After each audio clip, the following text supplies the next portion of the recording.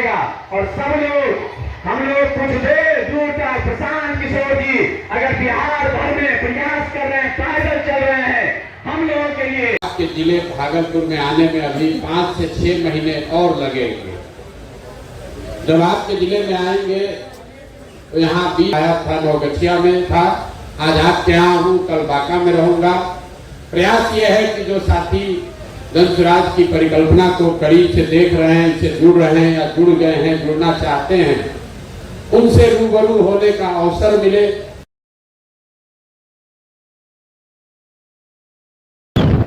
Hello दोस्तों, कैसे होंगे? मुझे उम्मीद है कि आप लोग भी बहुत अच्छे होंगे। और हम लोग भागलपुर जा रहे हैं किसान सब का मीटिंग में, और उस मीटिंग को अटेंड करने के लिए और बहुत सारे चीज़ों वहाँ पर बहुत सारे लोग भी आए हुए हैं जनस्वराज के बारे में बताने के लिए। 2025 को किस प्रकार तैयारी कर रहे हैं ताकि बिहार को एक बेहतर बिहार बनाया जा सके। और चलिए दिखाते हैं। देखिए दोस्तों, सुबह सुबह का वक्त है और काफ़ी सुहाना मौसम दिख रहा है और बरसात का भी थोड़ा थोड़ा समय आ गया है और काफ़ी अच्छा लग रहा है। हम लोग बहुत ही जल्द पहुंचने वाले हैं।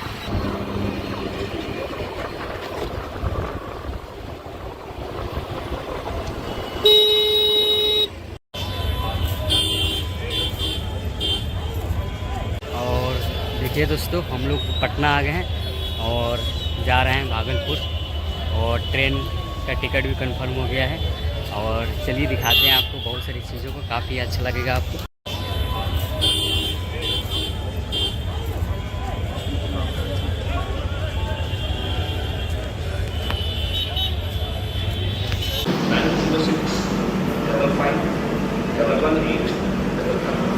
और हेलो दोस्तों, अब फाइनली अपना ट्रेन पर बैठ गए और भागलपुर से फिर वहाँ से और जगह जाना है।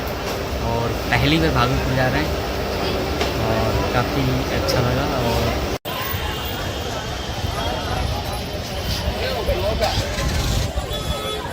और देखिए दोस्तों, मैं भागलपुर आ गया हूँ और जा रहा हूँ। अब प्रशांत जी का स्पीच स्टार्ट होने वाला है और चलिए दिखाते हैं आपको बहुत सारी चीज़ें। पटना से ट्रेन पकड़ा, फिर यहाँ पर भागलपुर में है। फिर भागलपुर से हमारे अमित भैया मिले जो काफ़ी लंबे समय से यात्रा किए हैं, पद यात्रा किए हैं हमारे उधर बेगूसराय की तरफ, समस्तीपुर की तरफ। और काफ़ी अच्छा लग रहा है। जो ये देखिए चारों तरफ से जो झंडा लग रहा है, ये जन स्वराज का स्टिकर हमारे अमित भैया का मेहनत से ये चारों तरफ से ये लगा हुआ है, स्टिकर लगा हुआ है, झंडा लगा हुआ है और काफ़ी अच्छा लग रहा है। और बहुत जल्दी यात्रा स्टार्ट होने वाली है और चलते हैं, आपको दिखाते हैं, काफ़ी अच्छा लगेगा। इधर जो है ना, और चलिए, झंडा है सब आए हुए नहीं, अभी आ रहे हैं तो वो देखेंगे।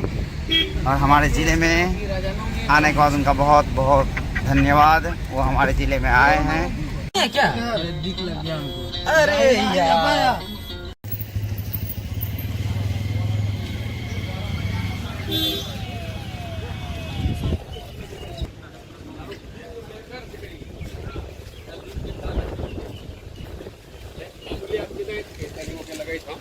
मामूली आदमी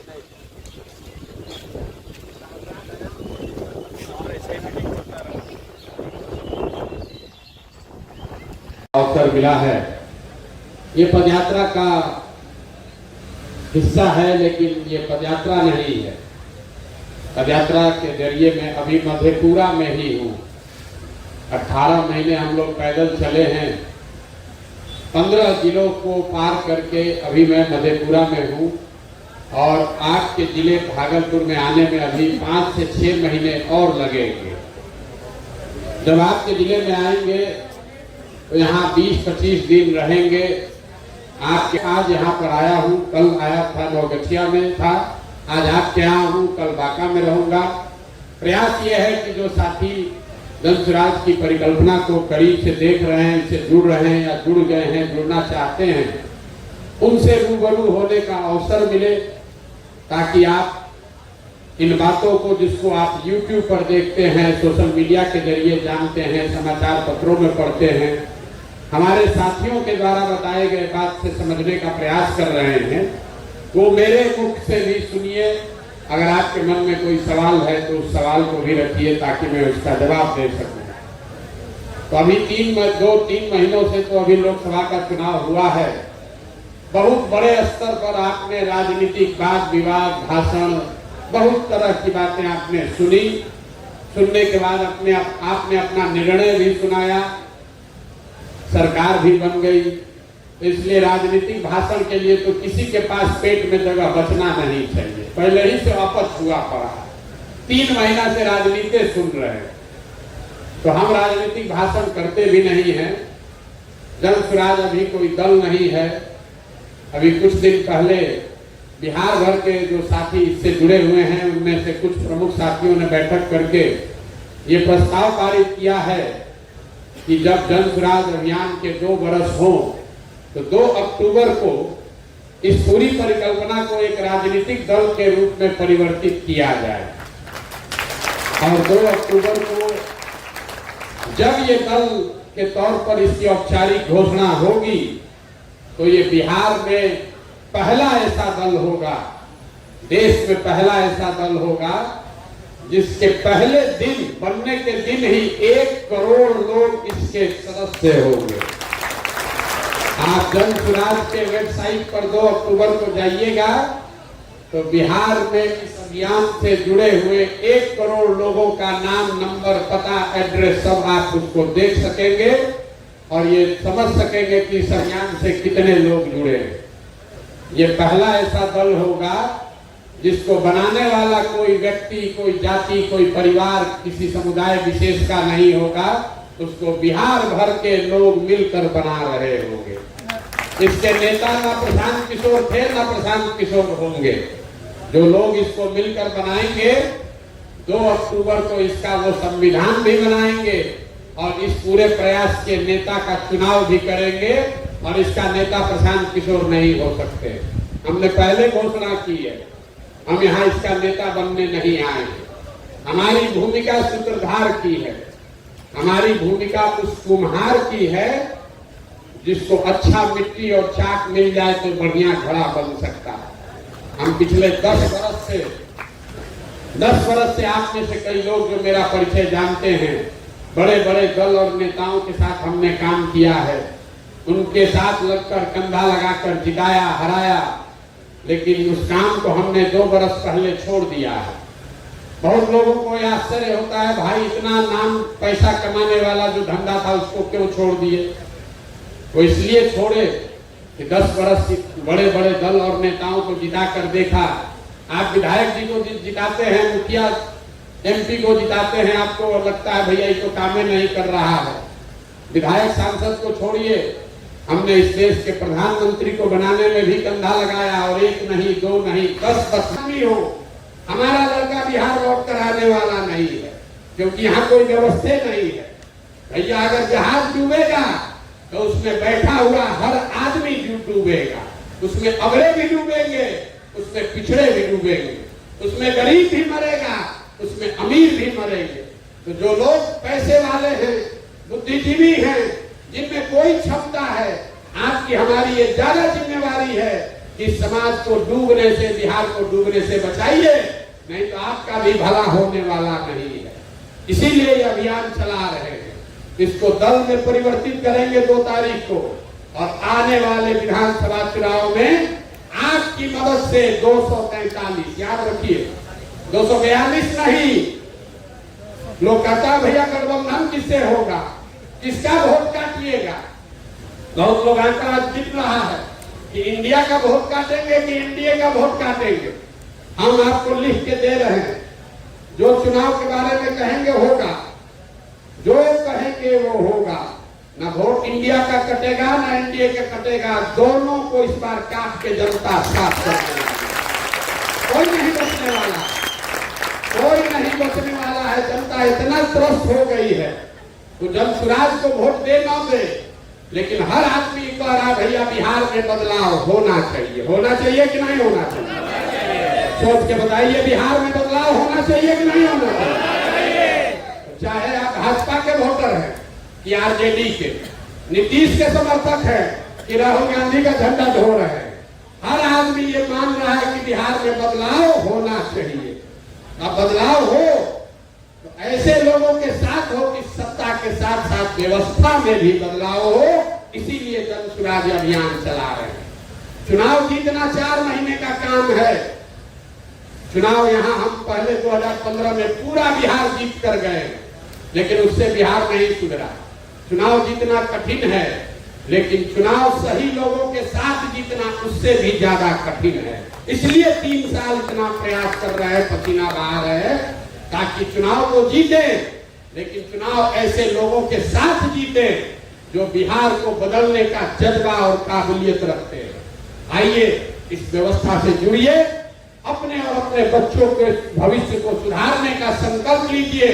ना लालू के नाम पर, मोदी के नाम पर वोट देते रहिएगा तो लालू और मोदी हेलीकॉप्टर पर घूमते रहेंगे और आपके बच्चे जमीन पर घूमेंगे, उनके पैर में चप्पल भी नहीं मिलने वाला। यहाँ बैठा हुआ बहुत आदमी कहता है, बहुत आदमी सोचता है भैया कुछ हो जाए घोटवा तो जाते पर पड़ेगा। जिससे पूछिए हमको सलाह दे रहा है भैया जब तक जाति का व्यवस्था नहीं सुधरेगा बिहार में, तब तक यहाँ पर कोई परिवर्तन नहीं हो सकता। हम आपको बता रहे हैं, एक ये भ्रम आप दूर कर लीजिए। जिसको भी लगता है कि बड़ा बड़ा दल और नेता जाति का राजनीति करता है, वो बिल्कुल भ्रम में जी रहे हैं। आपसे पूछेंगे बिहार में जाति का राजनीति कौन करता है, सबसे पहले लोग खड़ा होकर कहेगा लालू जी, नीतीश जी सब ये जाति का राजनीति करते हैं। हम आपको कैमरे पर कह रहे हैं, लालू जी को कुछ लोग हमको उनका विरोधी मान सकता है, हम कैमरे पर कह रहे हैं लालू जी जाति का राजनीति नहीं करते। लालू जी अगर जाति का राजनीति करते तो ये कहते कि यादव समाज का ही कोई आदमी बिहार का राजा मुखिया बनेगा, सब यादव समाज के लोग हमको आप लोग वोट दीजिए। लालू जी कहाँ कह रहे हैं? लालू जी कह रहे हैं कि हमारा लड़का बिहार का मुखिया बनेगा, सब यादव जी लोग आप लोग वोट हमको दीजिए। जात का राजनीति कहाँ हुआ? ये तो लालू जी अपने बच्चे की राजनीति कर रहे हैं, अपना राजनीति कर रहे हैं, जात में तो आप जुड़ा है। और लालू जी अकेले नहीं है, चाहे कोई पंडित का नेता है कि भूमिहार का नेता है, कुशवाहा का नेता है कि दलित का नेता है, नेता अपनी राजनीति कर रहा है, अपने बच्चे की राजनीति कर रहा है। जात में हम और आप उलझे हैं, इसीलिए नेताओं के लड़के तो चाहे 9वां फेल हो कि 10वां फेल है, वो राजा है। और आपका बच्चा चाहे बीए कर ले, एमए कर ले, उसको चपरासी का भी नौकरी नसीब नहीं है। तो आपसे इतना ही आग्रह करने आए हैं, वोट जिसको मन है उसको दीजिए। यहाँ बिहार का 100 आदमी तो हमको वोट नहीं देगा, दल बना लेंगे तब भी नहीं देगा, लेकिन एक व्यवहार अपना आदत सुधारिए। वोट जिसको भी देना है दीजिए, लेकिन एक बार अपने वोट अपने बच्चों के लिए दीजिए। अगर अपने बच्चों के लिए आप नहीं वोट दोगे तो दूसरा आपके बच्चों की चिंता क्यों करेगा? क्यों नेता को गाली दे रहे हैं जब अपने बच्चे का चिंता आपको नहीं है? मेरे भाई लालू जी को अपने बच्चे का चिंता है, नीतीश को अपने और अपने बच्चों की चिंता है, मांझी जी को चिंता है, पंडित जी को चिंता है, कुशवाहा जी को, भूमिहार जी को चिंता है, खाली यहाँ के जनता को अपने बच्चों की चिंता नहीं। एक मंत्र आपको सिखा रहे हैं गांव गांव जाकर। आज तक आपने वोट दिया जात के नाम पर, आपने वोट दिया विचारधारा के नाम पर, आपने वोट दिया जनता झंडा देखकर, नेता का चेहरा देखकर। एक बार मेरी बात मानिए, जिसको भी वोट देना है दीजिए, लेकिन एक बार वोट अपने बच्चों का चेहरा देखकर दीजिए और आपकी बदहाली दूर होकर रहेगी। नहीं होगा तो हमारा गर्दन पकड़ लीजिएगा। और अगर अपने बच्चों के लिए वोट नहीं दीजिएगा तो किसी को दोषी मत ठहराइए। आप अपने और अपने बच्चों के सबसे बड़े गुनाहगार स्वयं आप हैं। यही अभियान है, यही प्रयास है। 2 साल अभी हुआ है, इतने हम धीरे चलने वाले आदमी हैं। राहुल बाबा 6 महीना में कन्याकुमारी से कश्मीर तक पैदल चले गए, हम रोज पैदल चल रहे हैं, एक दिन भी छुट्टी नहीं लिए हैं। 18 महीना में 15 जिला गए हैं, लेकिन अभी 1-1.5 साल और पैदल चलेंगे, गांव गांव जाएंगे, लोगों को हाथ जोड़ेंगे, समझाएंगे। और एक ही बात समझा रहे हैं, एक बार जीवन में अपने बच्चों के लिए जगो, अपने बच्चों के लिए वोट दो। तुमने नेताओं के बच्चों के लिए वोट दिया, नेता का बच्चा बड़ा बन गया, अपने बच्चे के लिए वोट दोगे तो आपका बच्चा भी बेरोजगार नहीं रहेगा। ये आपके वोट की ताकत है, ये आपको समझने की बात है। जो ये जनता है, ये आप हनुमान हैं। हनुमान जी जैसे अपना शक्ति भुला जाते थे, वैसे आप अपनी शक्ति भूल गए हैं। आपके सामने आप सरकार बना रहे हैं, हटा रहे हैं, लेकिन आपको लगता है कि हम गरीब आदमी, हम एक असहाय आदमी, हम क्या करेंगे? मेरे भाई, जब तक आप बटन नहीं दबाओगे तब तक कोई राजा नहीं बन सकता है। तो एक बार बटन अपने बच्चों के लिए दबाइए और अपने बच्चों का तकदीर सुधारिए। यही अभियान है। आप आए, आपने हमारी बात सुनी, इसके लिए बहुत बहुत धन्यवाद।